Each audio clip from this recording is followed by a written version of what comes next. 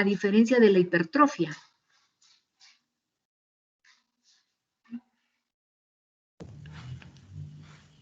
Sí, doctora, la hiperplasia es el incremento del tamaño de las células. Esa es hipertrofia, ¿no? ¿Y la hiperplasia? No, es el crecimiento, claro. La hipertrofia es el incremento en tamaño. Y Sí. en número, cuando es en número, ¿es hipertrofia o es hiperplasia? Es hiperplasia. Muy bien. Sí. Un ejemplo de hiperplasia y un ejemplo de hipertrofia. De hipertrofia, por ejemplo, cuando haces un deporte constante, y el otro puede ser en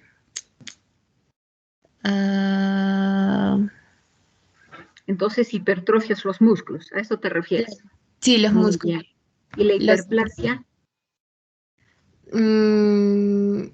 Se produce, por ejemplo, en el endometrio, me parece. Sí. Muy bien. En el endometrio, que es hiperplasia, ¿no? En un momento dado, y puede ser reversible o irreversible. Puede esta hiperplasia terminar en un adenocarcinoma, pero también existen momentos fisiológicos en los que se hiperplasia el endometrio. ¿Ya? Fiorella. Alison Barrachán, cuéntame, Alison Adriana, ¿qué además de la hipertrofia, hiperplasia, podemos mencionar? ¿Qué otro mecanismo adaptativo? Tenemos a la atrofia. Atrofia, muy bien. Ejemplo de atrofia y definición de atrofia. Ya, la atrofia es cuando en lugar de aumentar, disminuye el tamaño y la capacidad funcional de las células. Y si hablamos de tejidos y órganos, como disminuye el número de células, también va a disminuir el tamaño y peso. Muy bien, muy bien. Por ejemplo, dame tú el ejemplo. Por ejemplo, tenemos lo que es la atrofia cerebral. Muy bien. Donde, sí. Muy bien, atrofia cerebral. Pasa que la senilidad con una falta de actividad intelectual puede llevar a la atrofia. Enfermedades de tipo vasculares o demenciales pueden llevar a la atrofia, o la demencia ser un resultado de la atrofia, ¿no? Adrianita, además de la atrofia, la hiperplasia, la hipertrofia, ¿qué otro mecanismo adaptativo puedes mencionar, Adriana Ojeda? Sí, doctora, la metaplasia. Muy bien, ¿qué cosa es la metaplasia? Es el cambio de células adultas por otras células adultas, para que ésta pueda soportar las condiciones más adversas. Muy bien.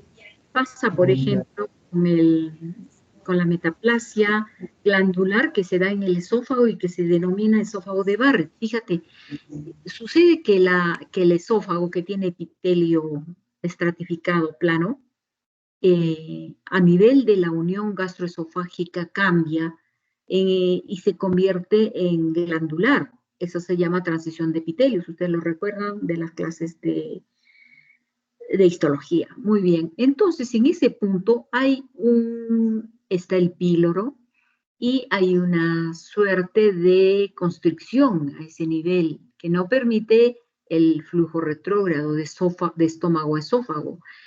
Pero este píloro puede hacerse complaciente y se denomina hernia de hiato. Puede haber como una hernia a ese nivel. Y hay un flujo retrógrado, se regresa el contenido gástrico al esófago, daña el esófago, lo erosiona. Y esa erosión constante va a provocar que en forma sabia el organismo diga hay que reemplazar, pero por un epitelio más resistente, porque esto está adverso. Y las células madres se encargan de reemplazar por un epitelio intestinal o gástrico, un epitelio columnar en lugar de epitelio poliestratificado plano. A eso se denomina esófago de Barrett y puede ser un inicio de un eventual adenocarcinoma de la unión gastroesofágica. ¿Ya? Entonces, ese es un buen ejemplo de metaplasia, la enfermedad del esófago de Barrett. ¿Listo? Muy bien, vamos con Max Emilio Fuentes. Max, ¿estás o no estás? ¿Estás ahí? ¿Estás? Muy bien, cuéntame. Además de los mecanismos adaptativos, que son la atrofia, la metaplasia, que han mencionado tus compañeras, en vuestra clase han visto, además de la lesión celular, los depósitos celulares, intracelulares y extracelulares, de ciertas sustancias, proteínas, glúcidos, lípidos. ¿Por qué se darán estos depósitos? ¿Nos quieres decir algo?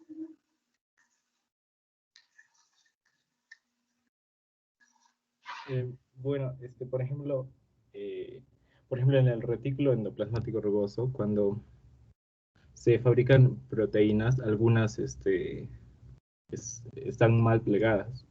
Y bueno, y sin ayuda de las chaperonas, las proteínas mal plegadas van haciéndose más proteínas plegadas y entonces se va a acumular todo esto en el retículo endoplasmático rugoso y bueno, se va a hacer todo un bulto de estas proteínas dentro de esta organela. Muy bien. Proteínas. ¿Y cómo explicas la presencia de lípidos en el intracelular o extracelular? La presencia de lípidos puede ser por ejemplo, una peroxidación lipídica, cuando Una alteración de la peroxidación. sí. Muy bien. Eso, por ejemplo, explica la presencia de los lipopigmentos, como de la lipofuscina, ¿no es cierto? Uh-huh. ¿Y cómo explicarías la presencia de triglicéridos dentro del citoplasma de una célula hepática?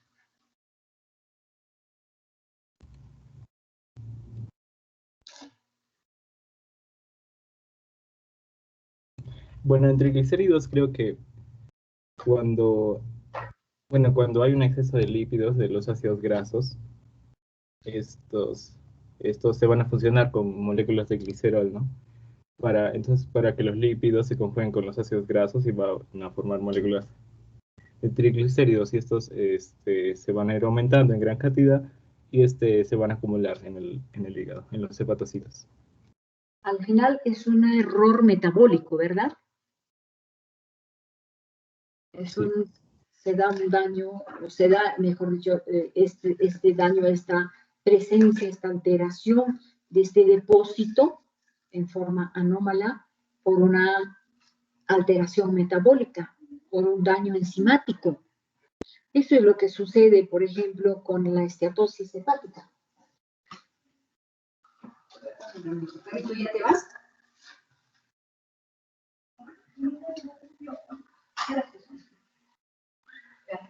Entonces, estábamos viendo cómo en nuestra práctica, por ejemplo, lo primero que vamos a ver es la esteatosis hepática. Esta enfermedad asociada al alcohol o asociada a alteración en el metabolismo de los lípidos, asociado a la diabetes, asociado al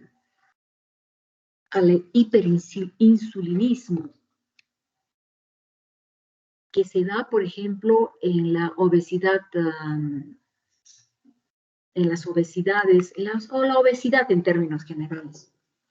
Entonces, inicialmente solo se asoció al alcohol, porque provocaba alteraciones metabólicas y estas condicionaban el depósito de triglicéridos en el citoplasma de las células que daba lugar a que éstas presenten tumefacción, se hacían grandes, llenas de estos lípidos, que cuando los veíamos a la microscopía los vemos como agujeros en el citoplasma. Y es porque la grasa, en el momento en que se procesa el tejido, es disuelta. ¿Por quiénes? Por el alcohol en diversos grados y por el silol, que son disolventes orgánicos que participan en el procesamiento del tejido para este ser cortado y examinado a nivel de microscopía. Entonces, se procesa el tejido, se embebe en parafina, se hace el corte y todo este procedimiento, que puede demorar horas, se destroza o consume la grasa, la disuelve, la desaparece y en su lugar queda la imagen negativa, el agujero donde estuvo la grasa, en el caso de los triglicéridos. Muy bien, es un depósito intracelular y entonces a esto le llamamos esteatosis y vamos a pasar con este preámbulo a nuestra práctica. Entonces vamos a ver nuestra pantalla y en la pantalla vamos a poner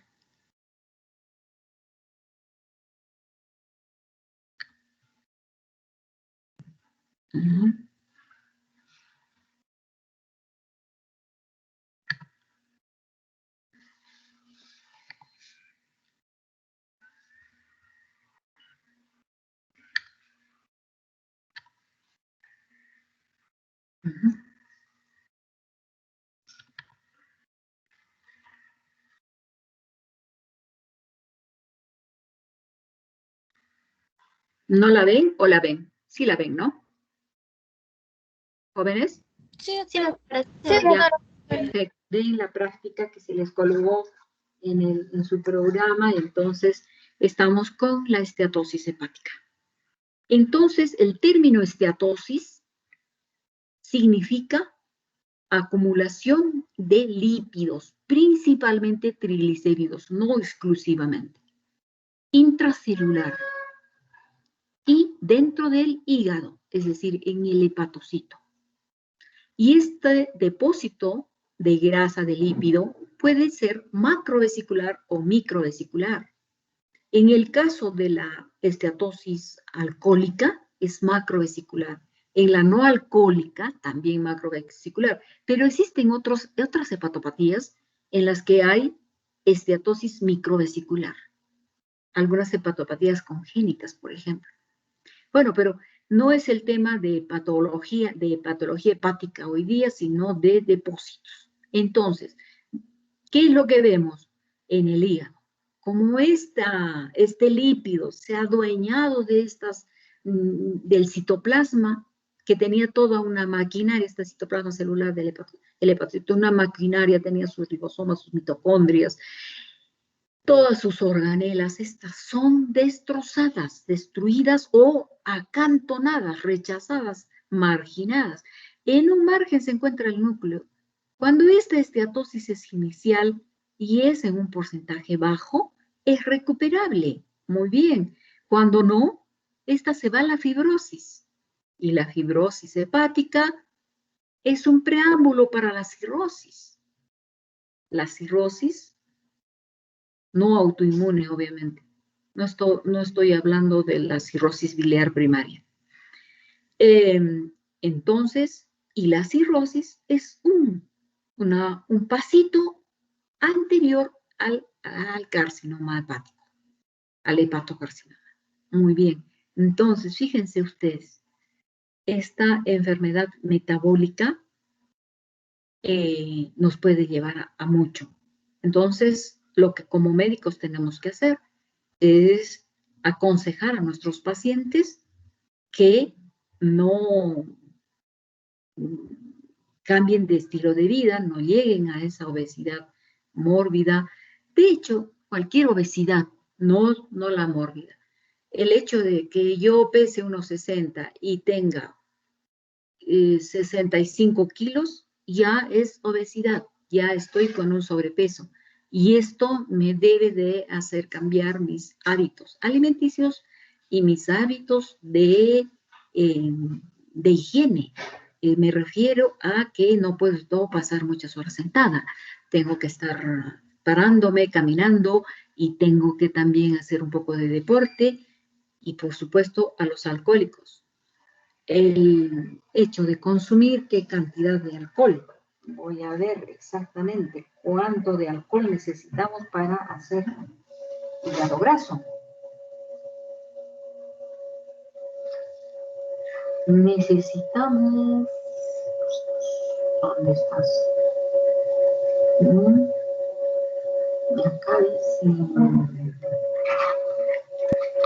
que necesitamos...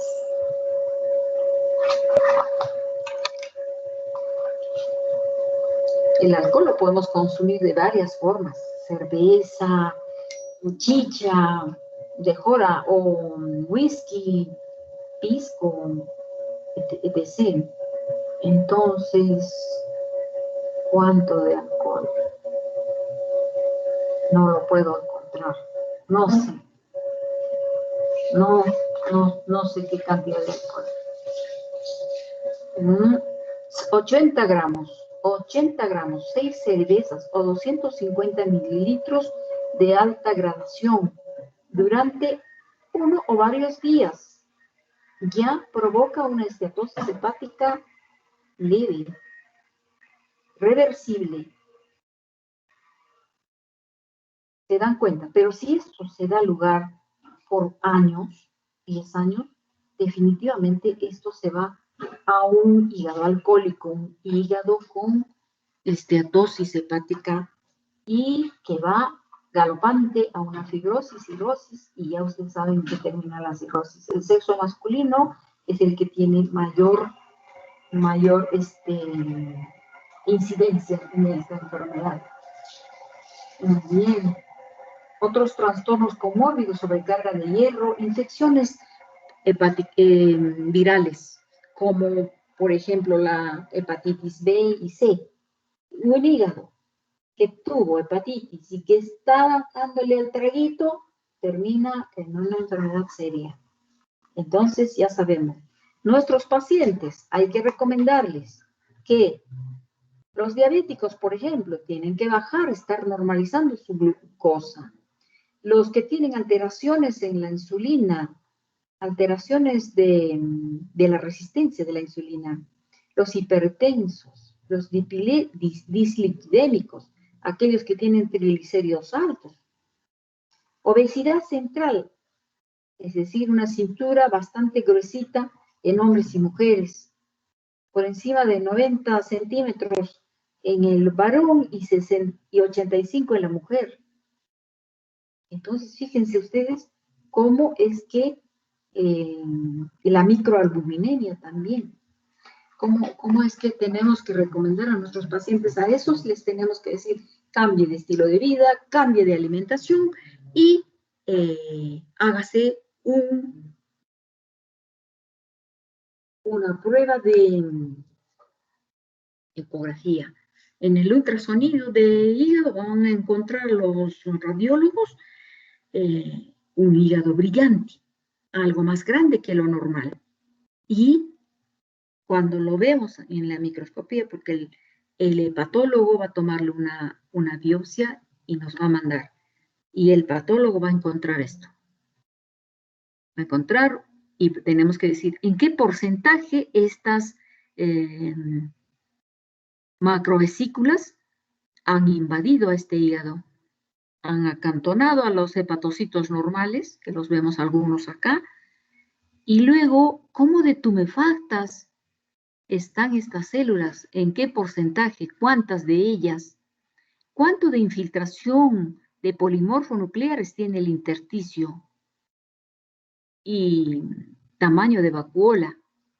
Entonces, son parámetros que van a un score que lo vamos a finalmente llevar a números, y vamos a decirle además al hepatólogo que tiene fibrosis además o no tiene nada de fibrosis.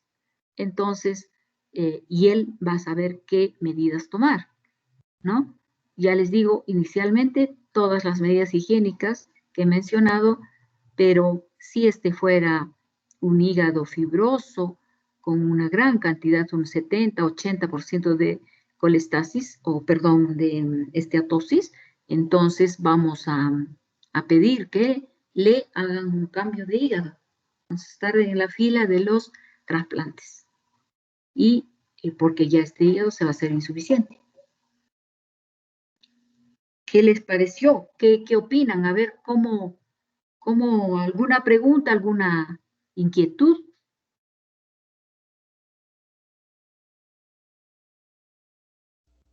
Doctora, ¿y cuánto tiempo pasa desde que evolucionan de hígado graso, o bueno, sí, de hígado graso a estetosis, a cirrosis?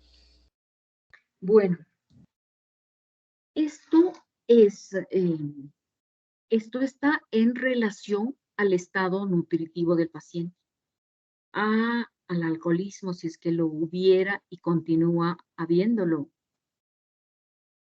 Luego estará en función, es decir, son varios factores, pero en unos años, en unos 10 años, este hígado que inició con una estetosis leve moderada, puede terminar en cirrosis. Pero más o menos es un promedio de años, no es muy corto el tiempo. Esto estamos hablando que a los 8 o 10 años podría ser fibrosis y luego, posteriormente, cirrosis. Entonces, en un promedio de 10, 12 años, 15, podría estar ya con la cirrosis. Si es que no ha cambiado su estilo de vida, si no ha cambiado sus hábitos alimenticios, si no ha controlado su glicemia. Entonces, esta es una hepatopatía de origen metabólico. Es un depósito de triglicéridos principalmente, lípidos en el citoplasma del hepatocito. Y ya hemos visto en la fotito inferior cómo podemos encontrar algunos hepatocitos aún conservados, como este, por ejemplo, o como este otro, por ejemplo. Y definitivamente vamos a encontrar un componente inflamatorio también. Y por eso es que, como repito, los patólogos tenemos que evaluar la cantidad en porcentaje de estas macrovesículas, además el componente inflamatorio, además la tumefacción de las células, que le llamamos balonización celular, y esta consiste en que el espacio, el agujero que les decía que es la imagen negativa de la grasa que contiene este hepatocito, se hace el doble del hepatocito, en tamaño del hepatocito normal. Es un hepatocito normal, pero este es una célula cargada de lípidos, es una célula esteatóxica. Entonces, esta es el doble en tamaño que esta otra. Entonces, ahí yo considero que este está tumefacta y eso le llamamos balonización. Entonces, pongo puntajes a la balonización, cuántas están balonizadas, qué porcentaje está con la esteatosis, cuánto de infiltración linfoide existe, infiltración de polimorfo nucleares existe, ¿no? Y si hay focos de necrosis también. Y de acuerdo a eso hago un score e informo al médico. Esta es la esteatosis o también hay una esteatohepatitis. Para que este médico trate, ¿no?, esta enfermedad. ¿Alguna otra opinión?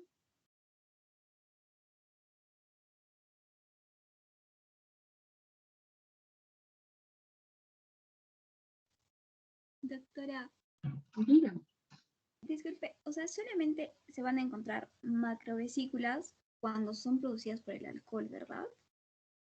Sí, pero existe, como les decía, igualmente el alcohol es la esteatohepatitis alcohólica, pero existe el NASH, esteatohepatitis no alcohólica, que está relacionada a la diabetes, a las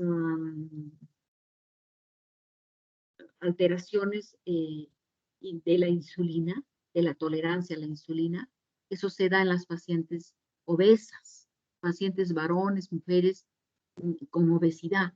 Y ya les digo, la obesidad no necesariamente es mórbida, no es una obesidad extrema, es una obesidad simplemente el hecho de que yo mida 1,60 y esté pesando 65. Y sobre todo sea una obesidad central, es decir, la cintura y la cadera anchas. Entonces es la resistencia a la insulina la que produce la esteatosis hepática.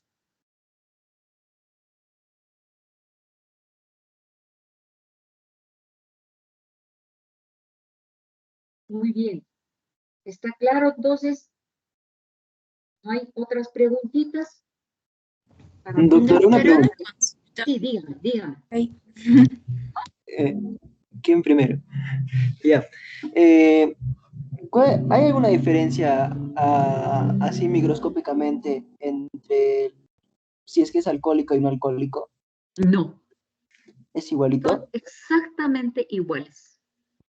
¿Qué lo hace diferente? La historia clínica.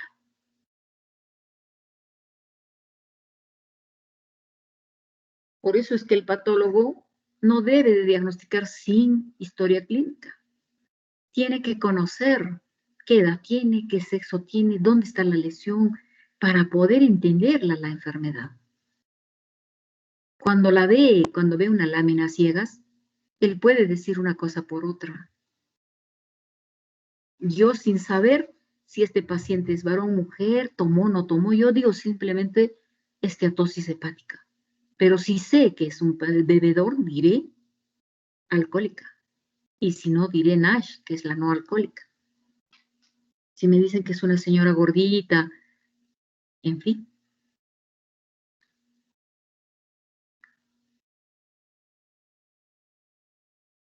Y para vuestro conocimiento, la esteatosis no alcohólica es más frecuente que la alcohólica, porque hay más gorditos, a pesar de que países como el nuestro, en el que el estándar de vida no es muy alto, sin embargo, tenemos mucha y consumo de glúcidos, carbohidratos, que al final se convierten en lípidos. Acuérdense de los cambios metabólicos que se da en los glúcidos. Y entonces, al almacenarse como lípidos, se almacenan principalmente en estas zonas, ¿no? En la cintura, en la espalda.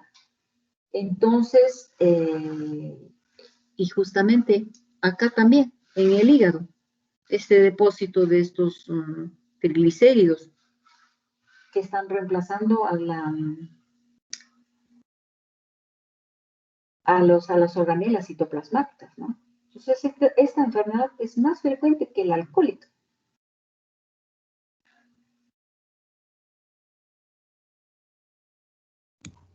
Y esta esteatohepatitis, ¿sí? Adelante. Adelante, pregunte, por favor. Disculpe, doctora, dos consultitas. Una es de que, ¿cuál es, aparte del cambio de estilo de vida, cuál podría ser otra solución para disminuir los niveles de grasa en el citoplasma?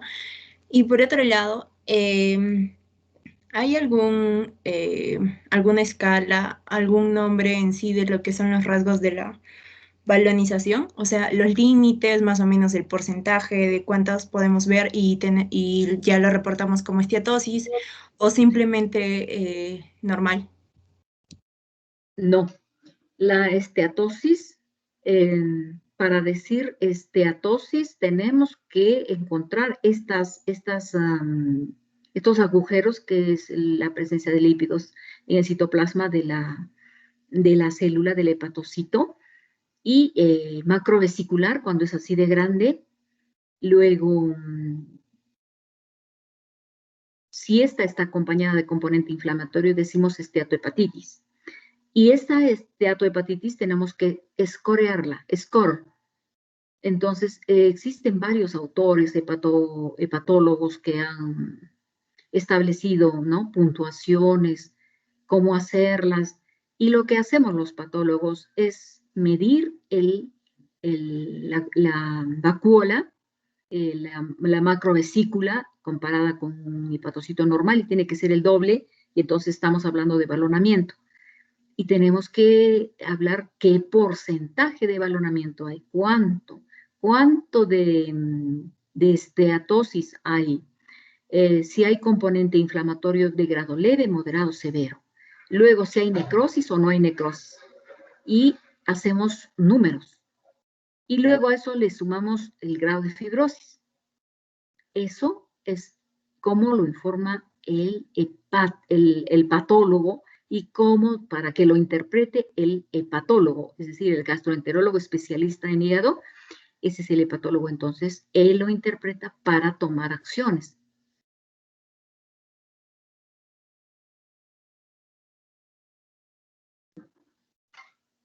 Así como existe una escala de Metavir para ver el grado de daño hepático en la hepatitis viral, también acá existen varias escalas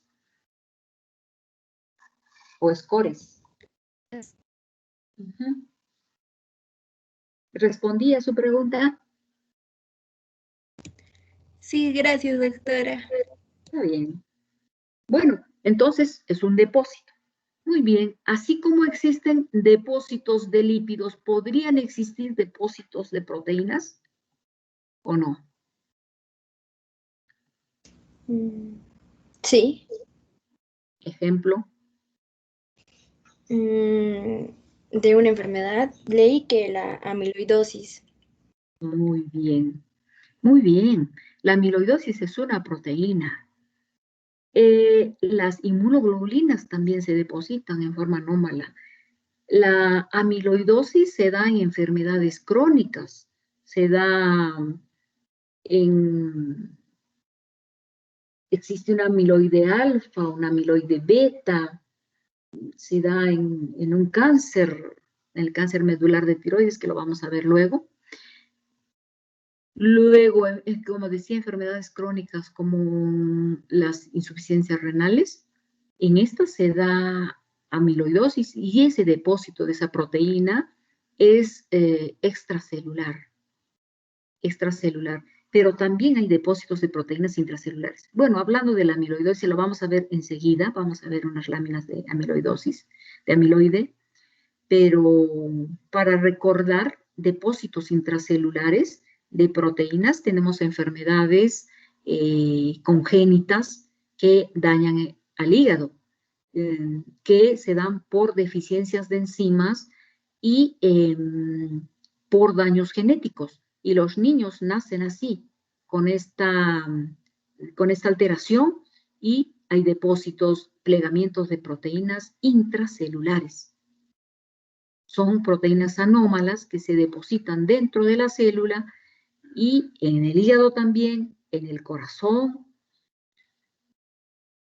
Cuando pasemos a enfermedades metabólicas las vamos a ver con más precisión, pero para que ustedes sepan, existen esas.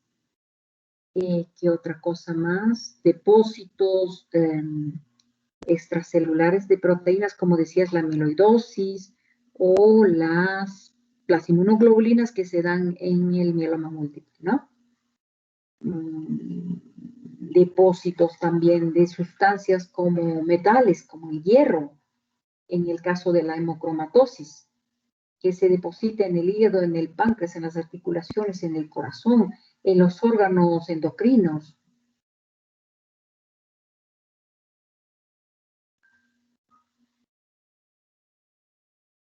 El hierro normalmente está suelto en pequeñas cantidades en la médula ósea, pero en estas enfermedades ese depósito de hierro se hace en cantidades importantes.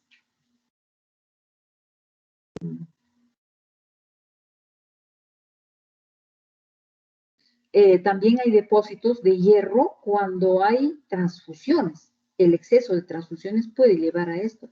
Las hemólisis prolongadas provocan depósitos de hierro, anemia plástica, drepanocitosis, que es un tipo de forma anómala de glóbulo rojo, se rompe rápidamente, deja salir su hemoglobina y junto con ello el fierro, y el fierro se deposita en cualquier órgano, principalmente en las vísceras. Las leucemias también pueden llevar a hemocromatosis.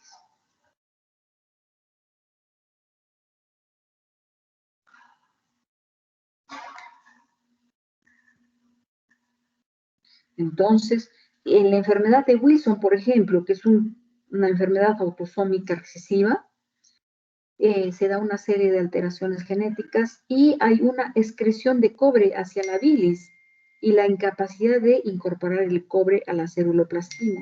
Entonces hay un depósito de cobre en los órganos y los tejidos, la enfermedad de Wilson. Y esta es una enfermedad congénita. Ustedes están viendo, nosotros las tenemos que diagnosticar en esos pobres chiquitos con el hígado destrozado. Entonces, tenemos que hacer coloraciones especiales para ver este depósito de este cobre. Estos chicos también tienen alteraciones neurológicas. Entonces, estos son depósitos intra y extracelulares. Bueno, ¿algún otro comentario, jóvenes?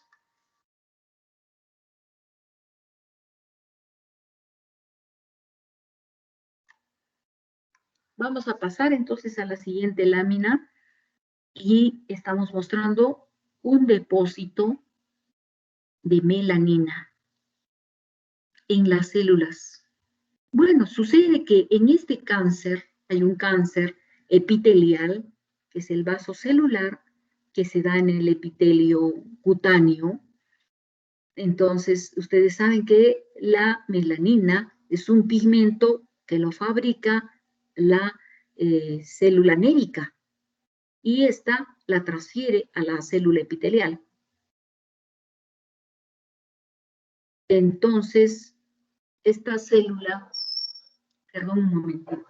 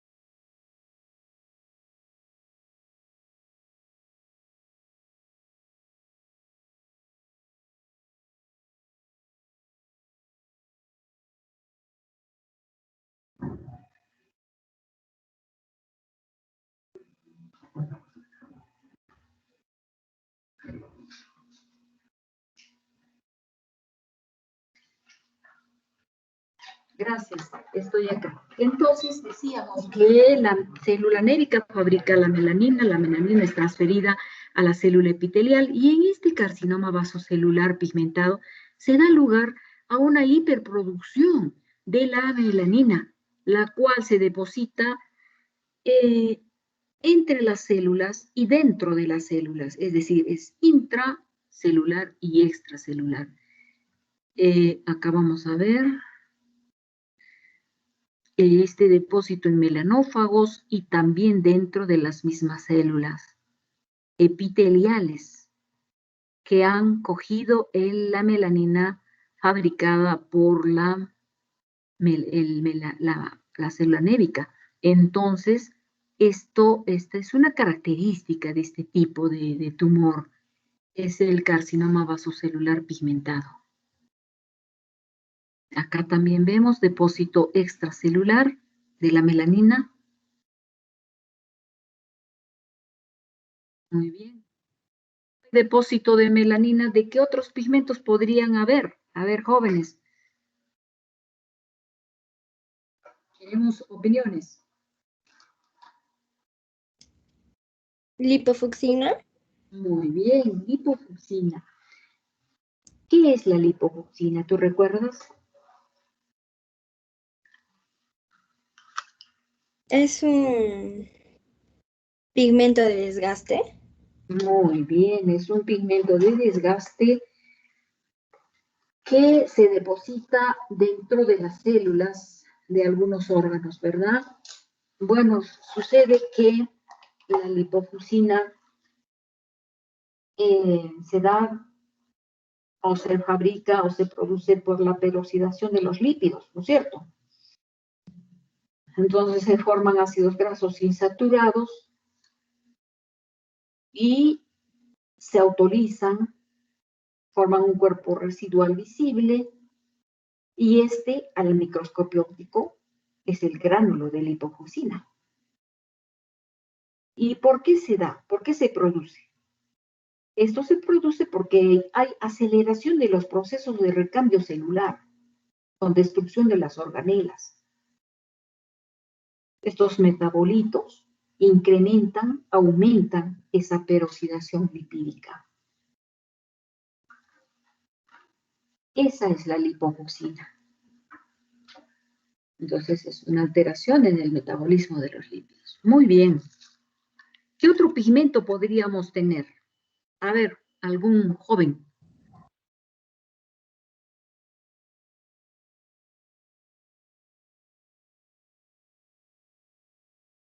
¿El carbón es un pigmento? Sí, pero sería exógeno, al igual que los que aporta el doctor. Claro, muy bien. Un pigmento puede ser endógeno o exógeno. Exógeno, por ejemplo, el monóxido de carbono que nos inhalamos a diario de parte de los carros que están circulando con este parque automotor tan grande para una ciudad. Hay desproporción. Entonces, están echando tanto humo y nosotros estamos inhalando ese monóxido de carbono y estamos acumulando en nuestros pulmones, en nuestras vías respiratorias bajas, este carbón. Y no necesitamos hacer nuestra comida en cocinas de leña para lograr tener pulmones negros.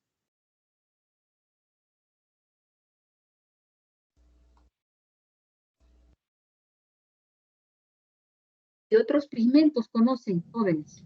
La hemosiderina, doctora. Muy bien, la hemosiderina. ¿Qué es la hemosiderina? Es un derivado de la hemoglobina. Muy bien, es un metabolito de la hemoglobina.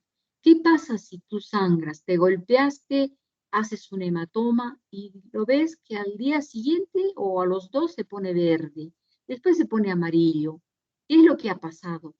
Se ha salido del hematíe, la hemoglobina, y esa hemoglobina se ha convertido en hemosiderina. Es un metabolito. Esa hemosiderina empieza a catabolizarse y se pone de color verde, de color amarillito, y luego se desaparece o se difunde y queda ya muy poco. Entonces, la hemosiderina es un pigmento que se deposita en el extracelular. También tenemos otros pigmentos, como cuáles, por ejemplo. Si nos hacemos un tatuaje, alguien se ha hecho un tatuaje que me gusta, que acá, que me lo hago aquí, que en el hombro, que mejor en la espalda, en fin. Entonces, nos colocan tintes, son externos, y nos los inyectan, y nos lo dejan en el dermis, en el celular subcutáneo, no se atreven a meterse más adentro porque podrían provocar un daño que no conviene. Ya nos han dejado y pigmento que los melanófagos se han encargado de fagocitarlo, pero como no lo logran destruir, ahí queda y entonces tenemos ese pigmento en el extracelular. Muy bien, entonces estos son los depósitos. Vamos a ver la siguiente lámina. Colestasis. La colestasis es la presencia de pigmento biliar. Acá tenemos la colestasis puede ser, ustedes saben que la bilirrubina es un pigmento de la bilis. ¿Quién fabrica la bilis, jóvenes? El hígado.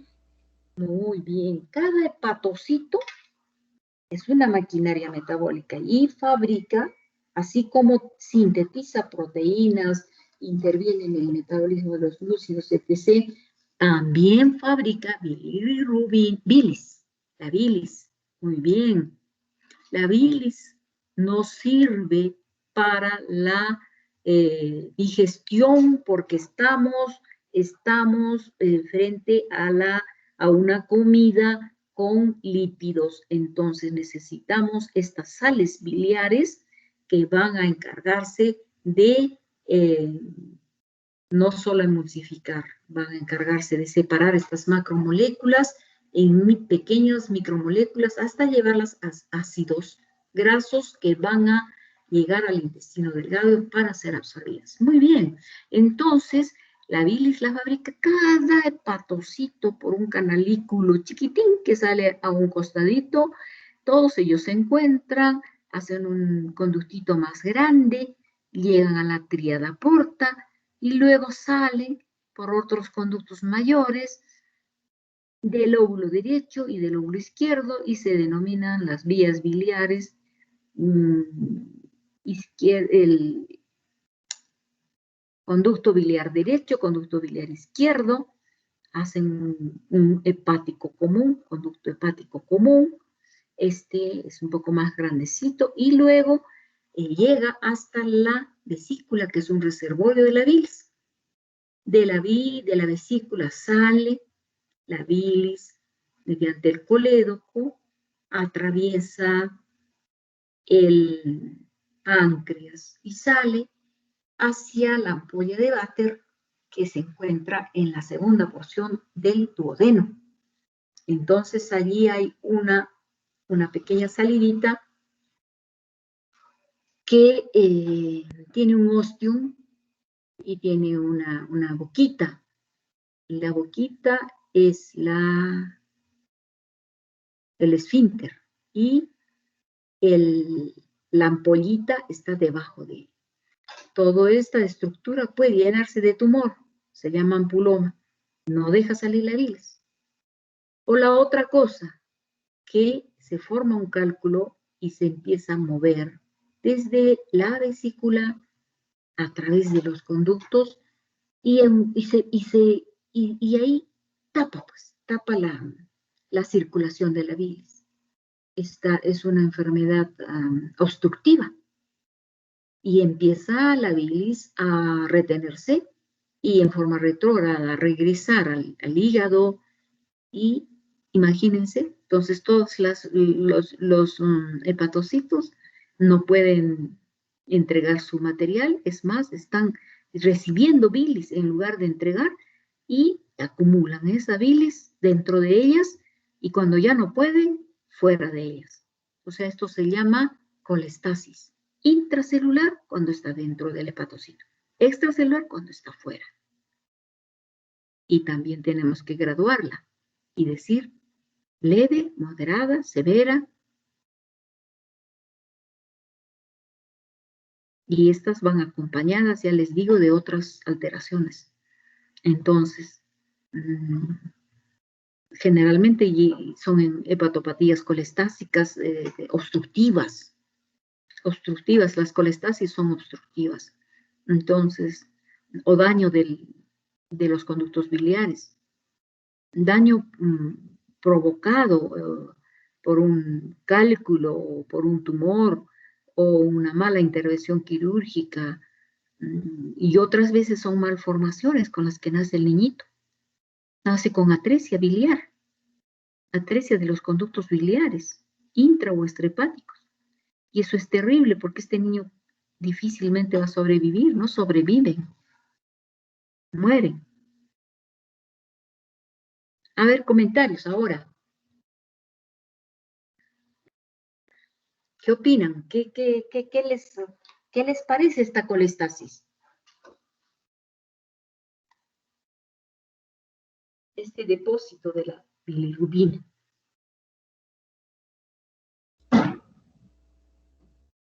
Sumamente nocivo, debido a que la bilis, ya que es una sustancia hecha para destruir y para degradar el bolo, o bueno, el quimo en este caso, al estar dentro de los hepatocitos y fuera de ellos estaría dañándolos y por lo tanto destruyendo el hígado. Así es, estaría dañando tremendamente. Muy bien, es un depósito. Estamos viendo solo depósito, pero a propósito estamos hablando de la misma enfermedad. Yo soy patóloga, mi especialidad me hace ver estas alteraciones, estos cambios, y dentro de la especialidad, mis órganos favoritos son el tubo digestivo, el hígado, por ejemplo. La mama es otro de mis órganos favoritos. Glándulas endocrinas, como tiroides, porque he recibido entrenamientos de estos órganos y de esta patología en, en lugares bastante muy bonitos. Por ejemplo, en la parte del tubo digestivo me entrenaron los japoneses. Estuve en el Japón 6 meses, me pareció poco, pero sobre todo aprendí a diagnosticar al early carcinoma gástrico, al carcinoma temprano. Eso es lo ideal, ¿no? No cuando ya está grande, sino cuando está apenas comenzando. Y así estuve también en otros países, en Estados Unidos. Aprendí lo que era la inmunohistoquímica hace muchos años. Ahí principalmente vi mama. Y en España aprendí lo que es el aparato endocrino, tiroides. Volví a ver la mama. Entonces, son mis órganos favoritos. Así que esta patología a mí me gusta. Entonces, no se trata hoy día de hablar de hígado, sino de depósito intra y extracelular. Y entonces vamos a continuar con depósitos ya también extracelulares. Y vamos a hablar del depósito de calcio en forma de fosfato, es decir, sales de calcio. Llega el calcio y se deposita en zona de tejido dañado. Tiene que estar este tejido dañado, necrosado. Entonces ahí se deposita fosfato de calcio y se forma una calcificación. A eso se denomina calcificación distrófica, porque existe otro tipo de calcificación, que es la metastásica. Si alguien quisiera opinar al respecto, quisiera recordarnos respecto de la calcificación metastásica. ¿Quién leyó ahí? Pasa en el hiperparatiroidismo. Muy bien, en el hiperparatiroidismo. Dame un segundo, por favor.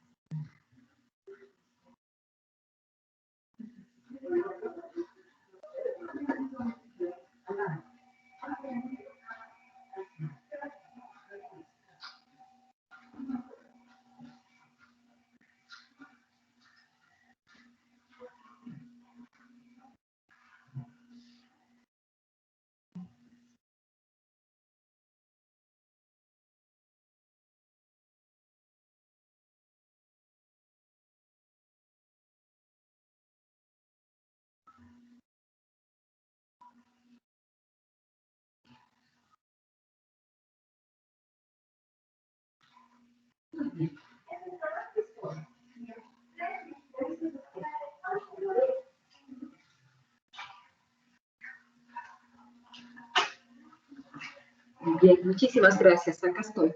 Entonces decíamos que el depósito del calcio se da también en forma metastásica cuando hay una alteración en el metabolismo de la paratormona y eso se daba, usted estaba tomando la palabra y nos decía que eso se daba ¿en qué enfermedad, señor alumno? Bueno, por ejemplo, sucede en la insuficiencia renal. Muy bien, ahí se da el hiperparatiroidismo secundario, ¿no es cierto? Se da lugar a que haya una alteración en el metabolismo del calcio y fósforo y por lo tanto se crecen las paratiroides, que son 4, ¿no es cierto? Y estas 4 se hacen hiperplásicas y hay que sacarlas. Entonces las tienen que operar, las sacan, nos piden en el diagnóstico intraoperatorio y nos preguntan, ¿estoy sacando la paratiroides? Sí, es la izquierda superior, muy bien, son 4, hay que esperar a las 4. Y ya llegaron las 4 y están grandecitas, más grandecitas que lo normal. Han hecho una hiperplasia, están haciendo hiperparatiroidismo secundario a la insuficiencia renal. Puede también haber un hiperparatiroidismo primario, ¿no es cierto? Muy bien. Entonces, este sería un depósito extracelular de calcio. Y vamos a ver cómo es que se deposita en la zona necrótica. Porque tiene que ser, para ser distrófica, tiene que ser en un tejido dañado.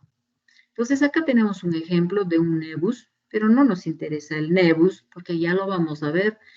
Nevus, un tumor de la célula nérica con depósito de melanina, pero esto es lo que nos interesa, el depósito de este fosfato de calcio en la pared vascular. Este depósito puede llegar a tener años y terminar en una metaplasia ósea, como la vemos acá. Esto también lo vemos frecuentemente en los casos de los pacientes que han recibido inyectables intramusculares. Dicen, por favor, vea usted que cada vez que me siento me duele porque acá tengo un hueso. Y uno lo toca y encuentra algo muy duro. Le toma la placa y sí, realmente hay un pequeño hueso. ¿Y qué es lo que pasó? Que la aguja o el material que se inyectó se provocó reacción, necrosis del tejido y sobre ese tejido se depositó sales de calcio, fosfato de calcio y se hizo una calcificación distrófica que posteriormente se metaplasió con metaplasia ósea. Y si realmente tiene un huesito. Eso lo hemos visto. Eso no es un cuento. ¿Qué otros depósitos podríamos tener, jóvenes?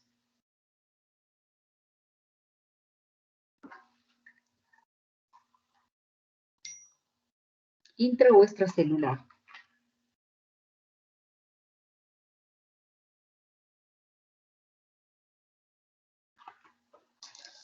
¿Ya no quieren conversar conmigo? ¿Se han dormido?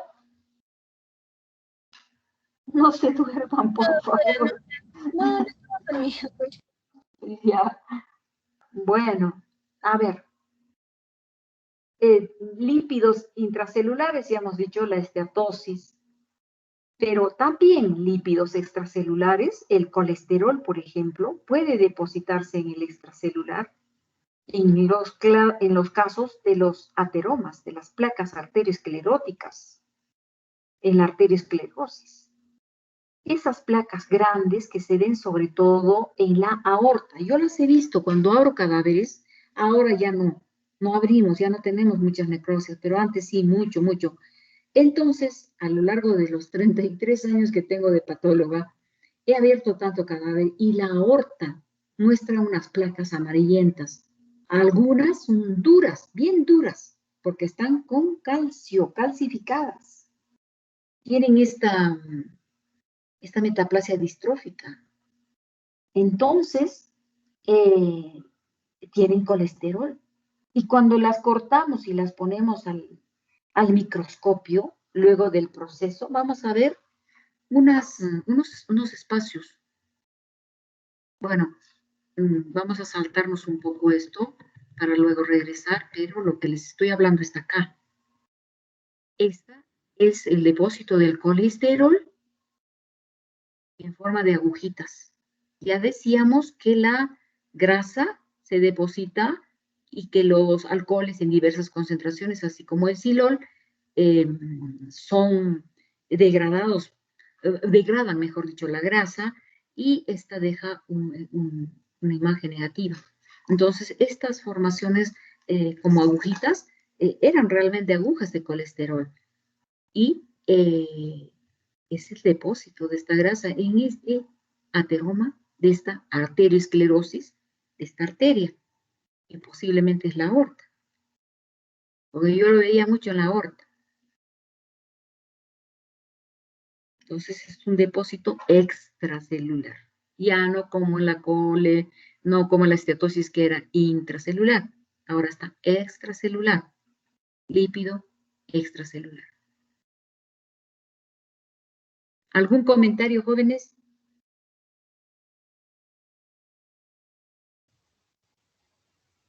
Doctora, ¿y en los mielomas múltiples, cómo se producen?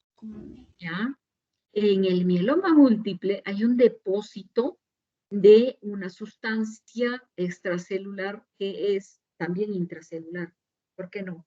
La mieloma múltiple es un tumor, el mieloma solitario y también el mieloma múltiple son neoplasias dependientes de la célula plasmática. La célula plasmática tiene como función fabricar inmunoglobulinas.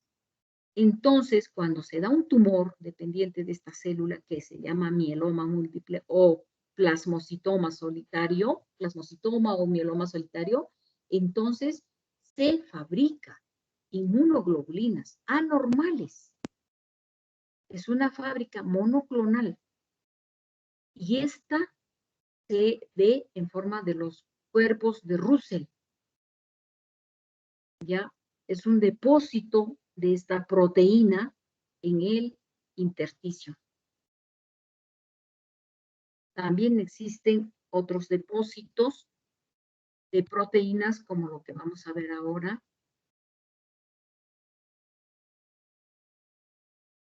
Que es el amiloide. Eso nos están mostrando el amiloide en un tumor, en el intersticio de un tumor que se llama carcinoma medular. El cáncer del medular del tiroides, porque el tiroides es una glándula que tiene células foliculares, pero hay otras denominadas parafoliculares. Ustedes han hecho histología y lo saben y ya se están acordando dónde están las parafoliculares, están fuera del folículo. Estas son las responsables del carcinoma medular. En cambio, las foliculares son responsables de los carcinomas papilar y folicular. Muy bien. Cuando se da el medular, es por la célula C o parafolicular, se fabrica la calcitonina. Esta calcitonina se deposita como amiloide. Son fibrillas, es una proteína.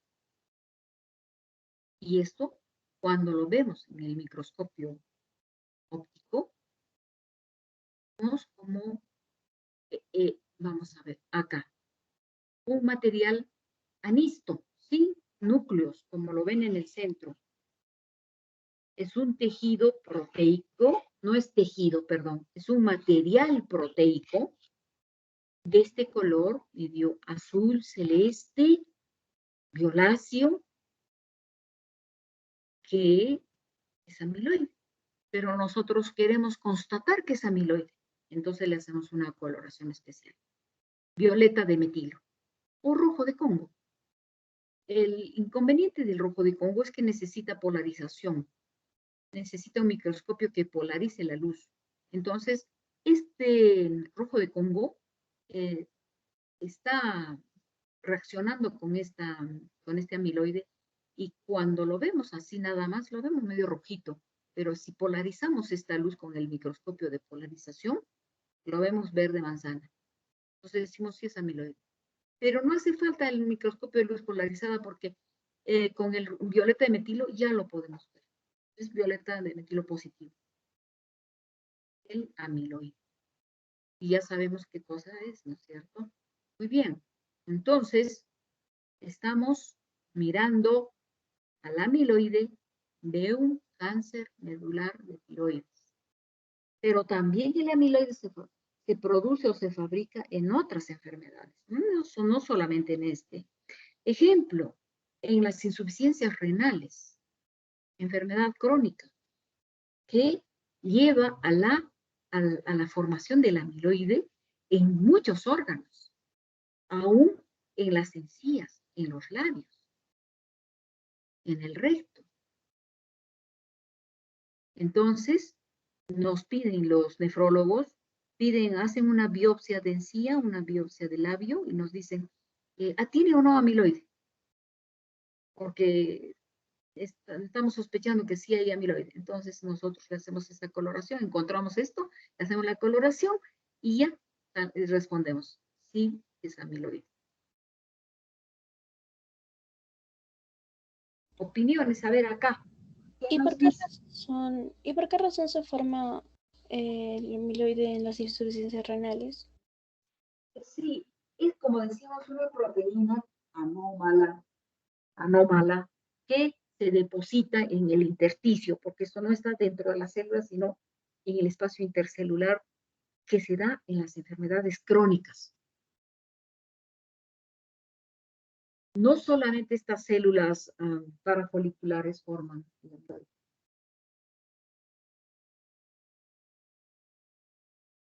Otras células también podrían formar.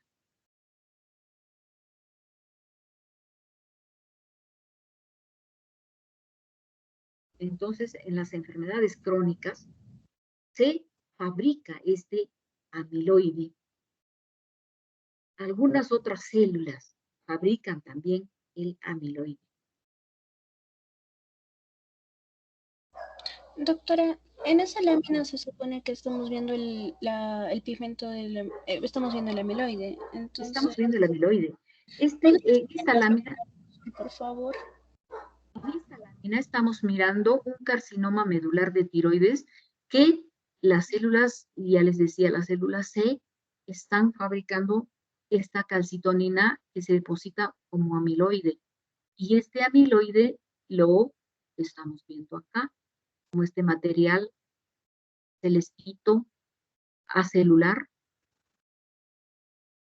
Este es el amiloide. ¿Lo está señalando con el cursor? ¿Perdón? ¿Lo está señalando con el cursor, disculpe, o se refiere acá lo ves? Yo tengo acá un cursorcito, una flechita, no sé si lo estás mirando. Sí. Ya, este es. Todo esto es. Eso es.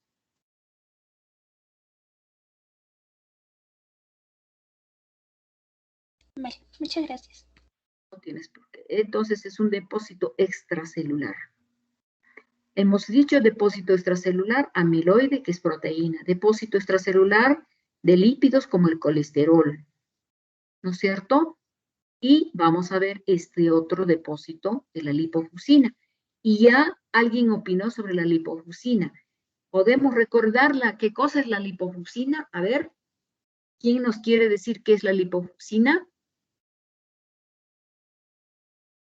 Con toda confianza, jóvenes. Tenemos que hablar porque si no nos vamos a quedar dormidos.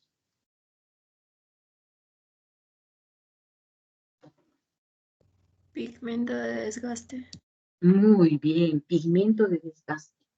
Excelente. Este pigmento de desgaste se da por una peroxidación de los lípidos, con formación de ácido graso insaturado que se acumula y se autoliza. Forma un cuerpo residual que al microscopio óptico se ve como gránulo de lipofuscina. Entonces son pequeños granulitos que los vemos dentro de estas células. Ustedes están mirando, debe de ser de color amarillo, se describe que debe ser amarillo, sin embargo yo lo veo medio anaranjado. Ustedes véanlo donde está el cursor, ¿no? Ahí se ve, acá también se ve, ahí también. Tenemos otra lámina más abajo. Ah, a mayor aumento, amarillito. Acá sí se ve más amarillito, medio marroncito, amarillito. ¿Sí, no es cierto? Todos estamos reconociendo esta lipofuscina, que es un pigmento de desgaste, que se da por esta peroxidación lipídica, que se deposita, ¿dónde? ¿En el intra o en el extracelular?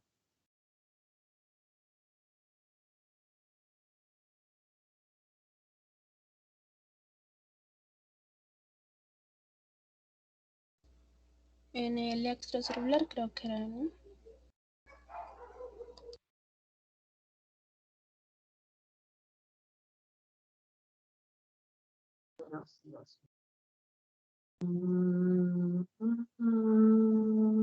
Pardo, coloración marrón.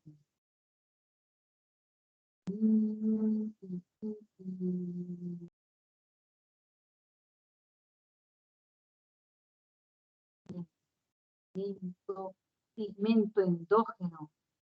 Yo lo veo más intra, pero yo también creo que es extra.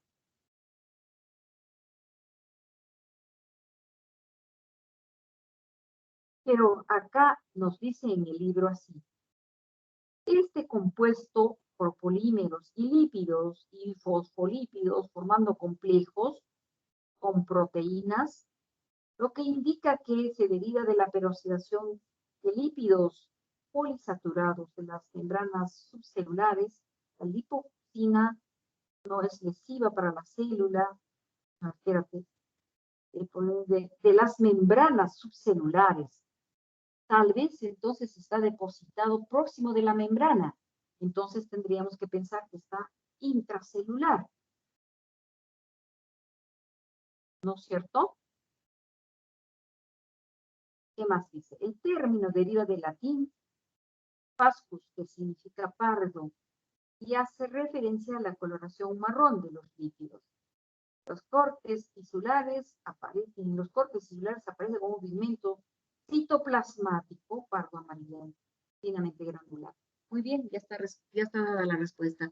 Es intracelular. Entonces ya sabemos cuáles son los pigmentos intracelulares, los extracelulares y por qué se dan, ¿verdad? A ver, preguntas ahora, jóvenes. Son todas las láminas que tengo para ustedes y ahora sí me gustaría que participen más.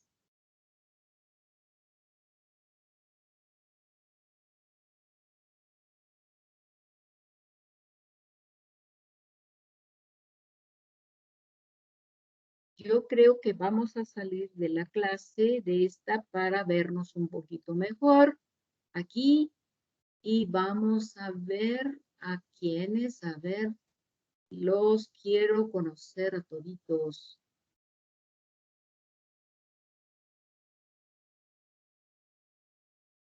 ¿Cómo hacemos acá?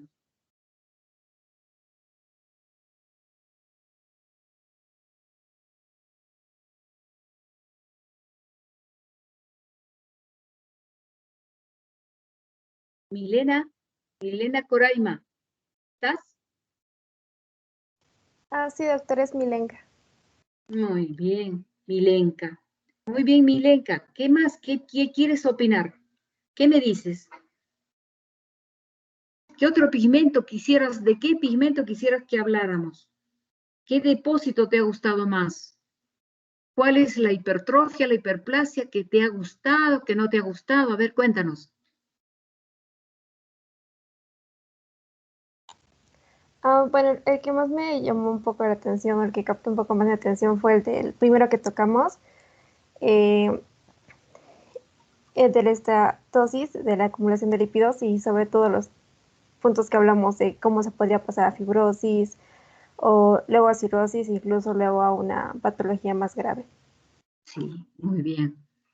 Te das cuenta cómo es que la medicina debería de ser un poco primaria, un poco más, ¿cómo le llamamos? La medicina preventiva antes que la curativa. Nosotros nos han formado, a mí particularmente, con la medicina curativa, pero yo creo que deberíamos de ver la medicina preventiva, es decir, no esperar a que se forme la esteatosis, no esperar a la cirrosis, ver que ese hígado puede llegar a ser esteatosis. ¿Y por qué entonces no tratar a la persona candidata a la esteatosis? Vemos a una jovencita que está empezando a subirse de peso.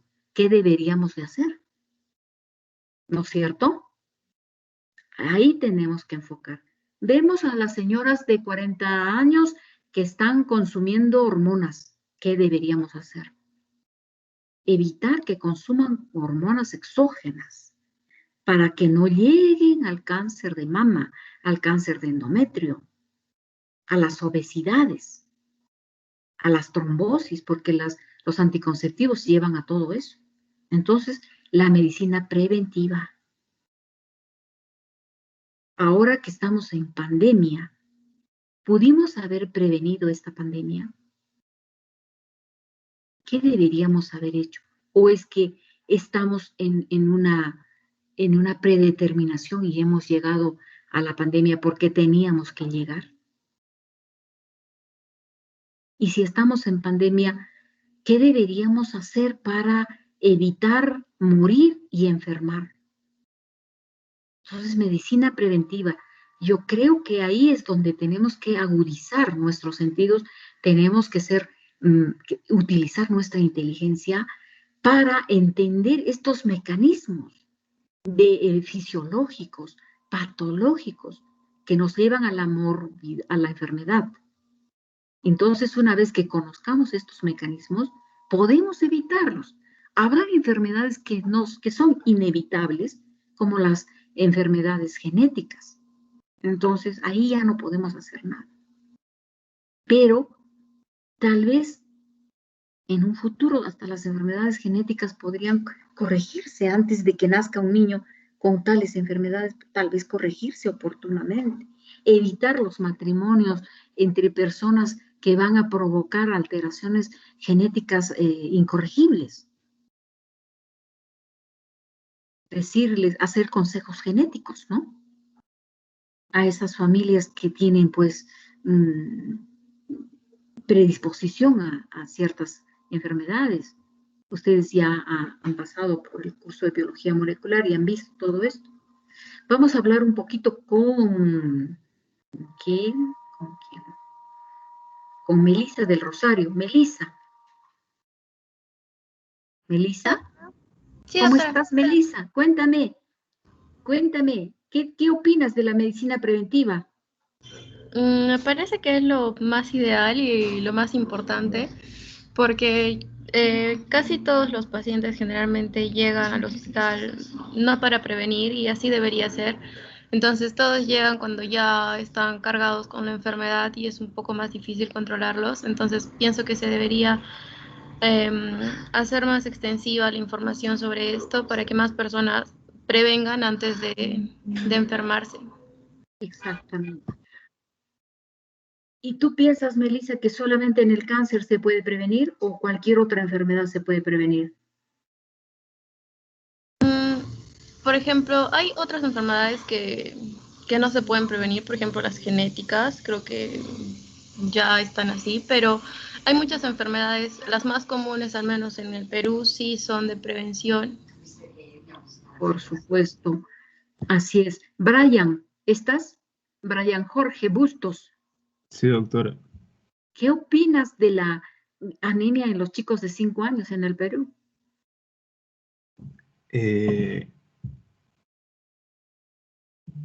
Es algo grave, doctora, porque, o sea, claro, como recién están generando como su sistema inmune y todo eso, es como que, como le da más predisposición a que padezca otras enfermedades. Exactamente. Y tú sabes que la anemia provoca hipoxia. Son chicos Sí, que por hipoxia no van a crecer mucho, que por hipoxia hasta podrían tener un poco de daño cerebral. ¿Sí o no? sí, sí, doctora.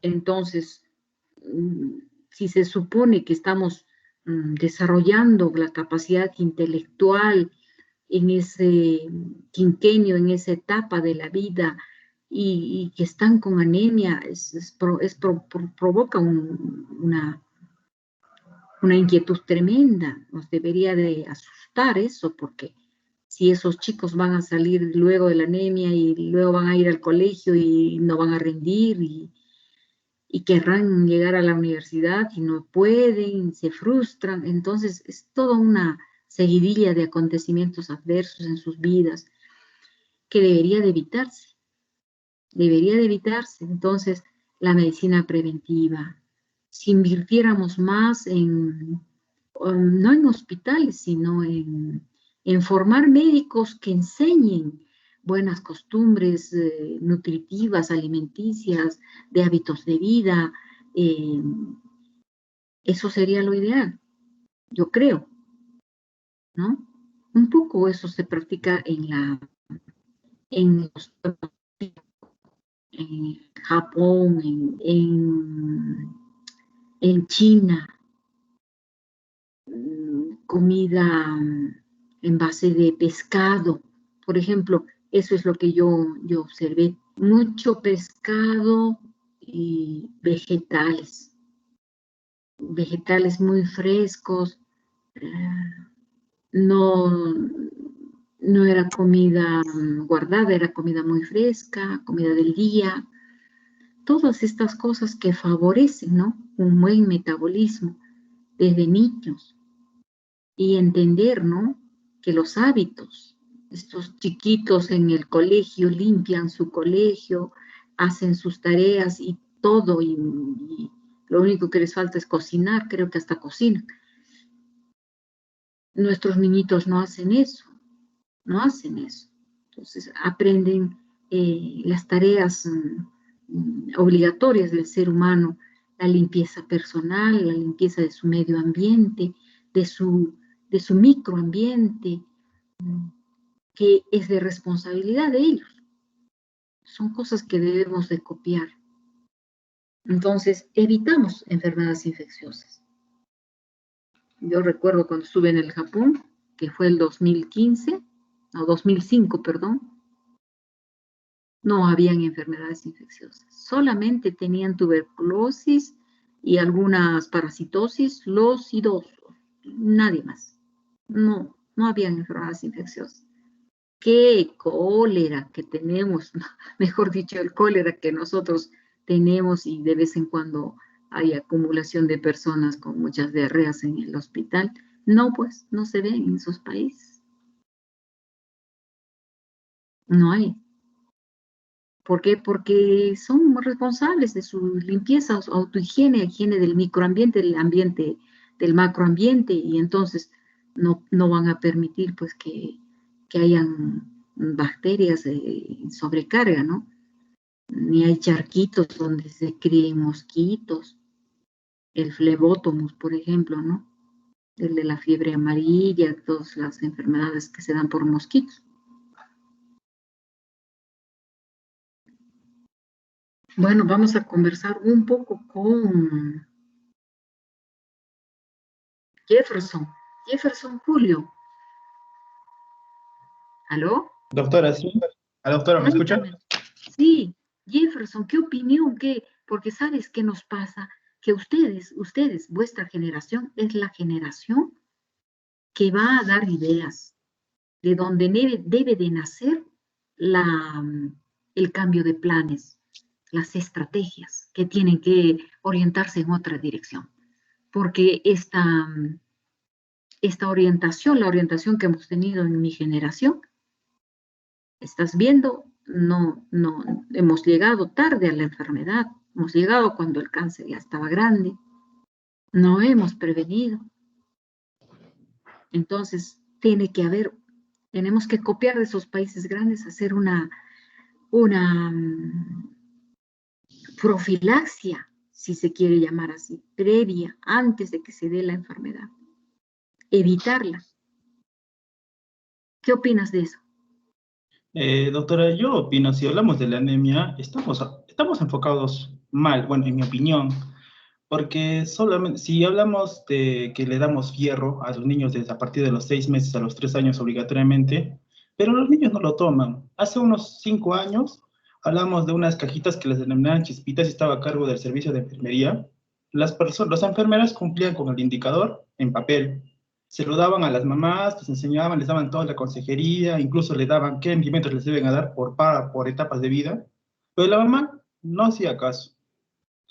Todo quedaba en el papel. Y en cuanto a los indicadores, por ejemplo, en Arequipa, estábamos bien con la anemia, pero en realidad no es así.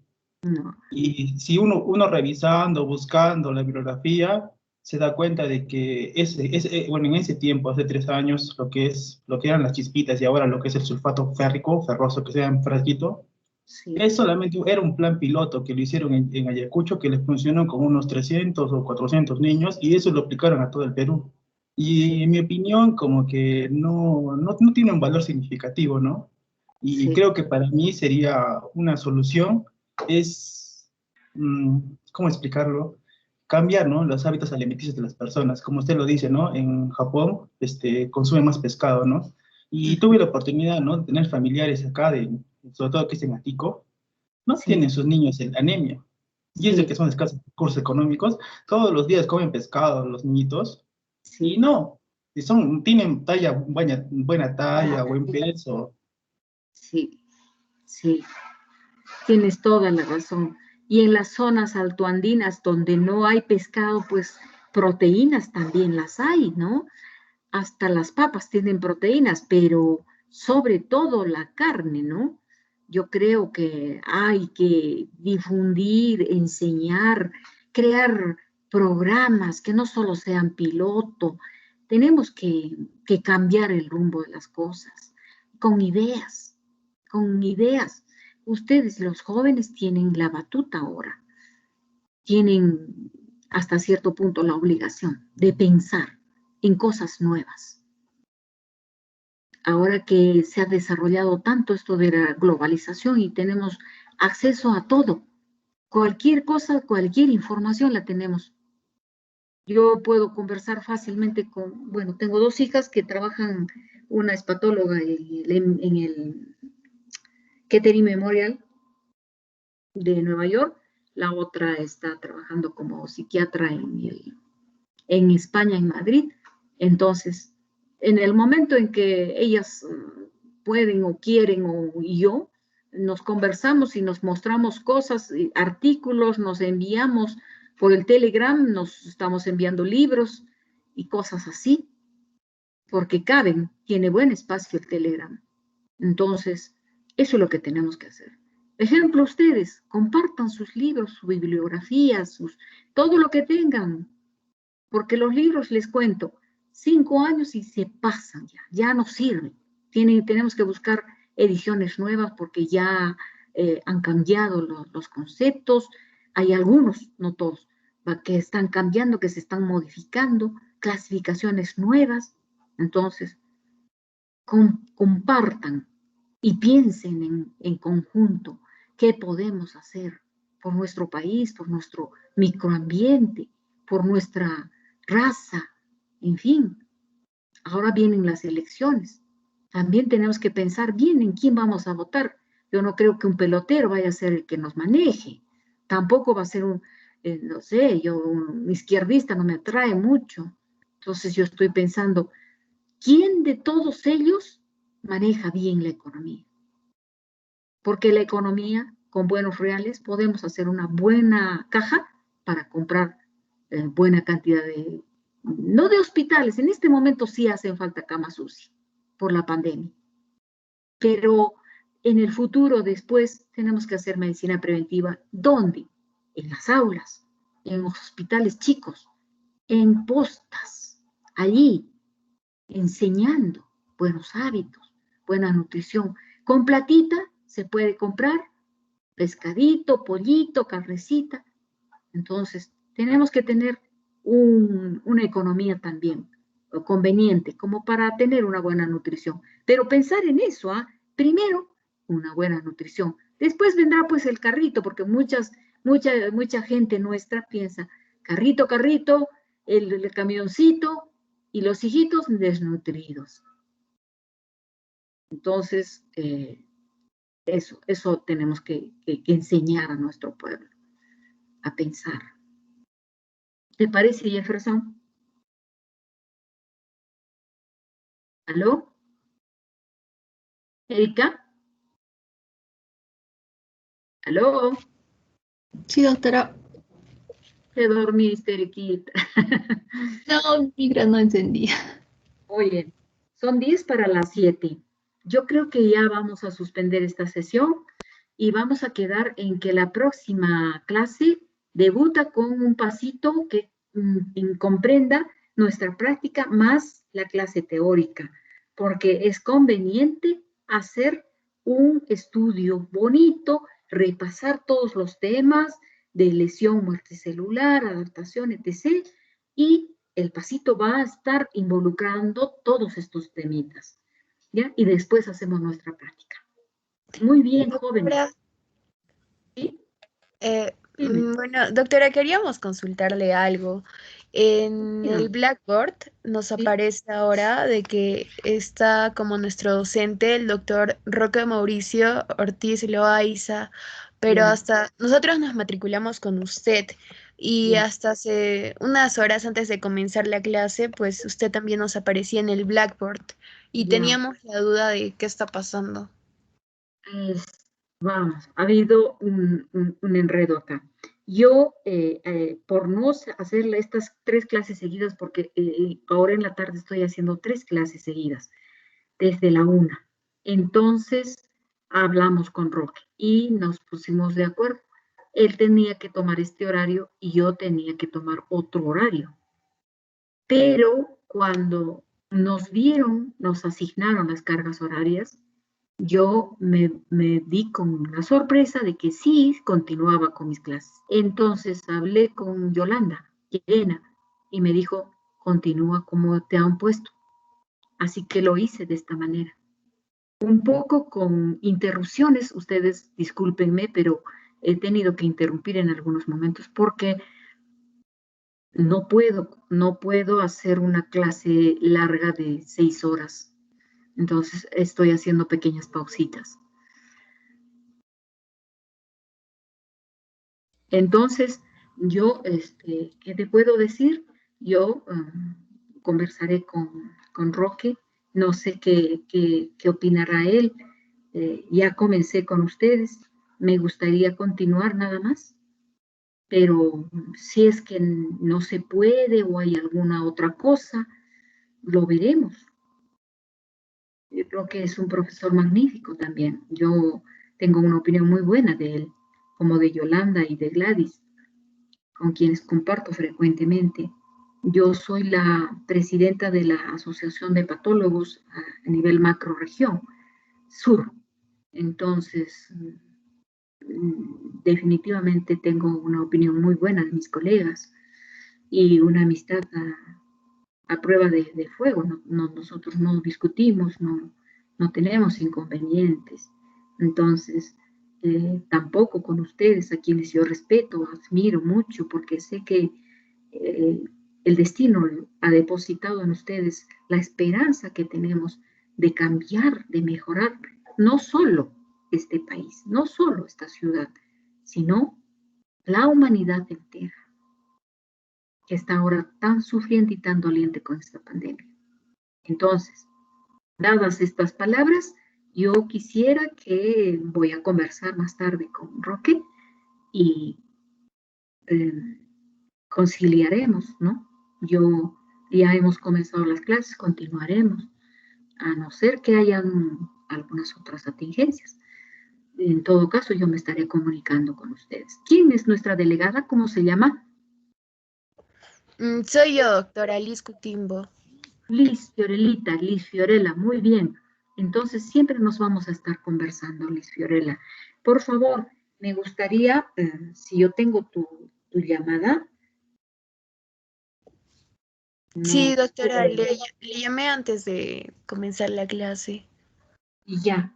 Bueno. Le vuelvo a escribir.